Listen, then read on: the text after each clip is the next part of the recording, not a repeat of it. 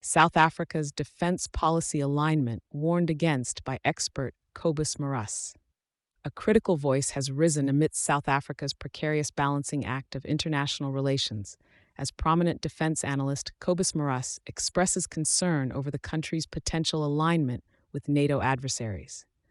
Marais, who served as the former Shadow Minister of Defense, sounded the alarm about the implications of the current government's defense and foreign policies, stressing that such associations could threaten vital economic and diplomatic ties with Western nations. The warning comes against the backdrop of heightened global tensions, as South Africa's engagements with countries like Iran, Russia, and China raise eyebrows among Western allies.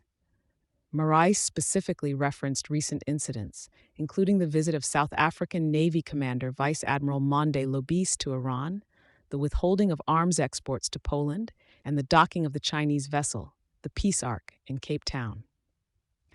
In his interview with National Security News, Marais emphasized the importance of the arms trade and defense industries, which are heavily rooted in NATO standards.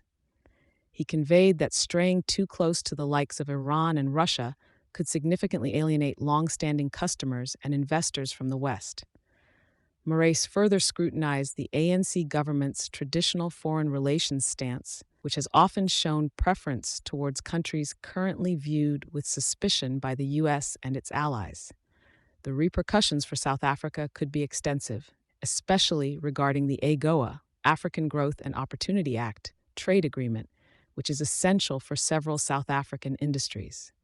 Marais emphasized the need for a more pragmatic and strategic approach to foreign policy, advocating for a careful reconsideration of partnerships that could ultimately be detrimental to South Africa's economic and international interests. In the light of a new government of national unity, and with Ronald Lamola having taken the helm as foreign minister, there exists an opportunity for a shift in direction. Marais, while critical, showed some optimism that a recalibration of foreign policy could safeguard the nation's relationships with Western powers, including the EU and the UK. He argued for the maintenance of these relationships, which he views as critical, seeing as the alternative might lead to dire consequences for several key domestic industries. The South African government is thus faced with the intricate task of reassessing its alliances and trade agreements, taking into account the complex tapestry of global geopolitics to ensure a prosperous and secure future for the country. Thank you for choosing Satori News.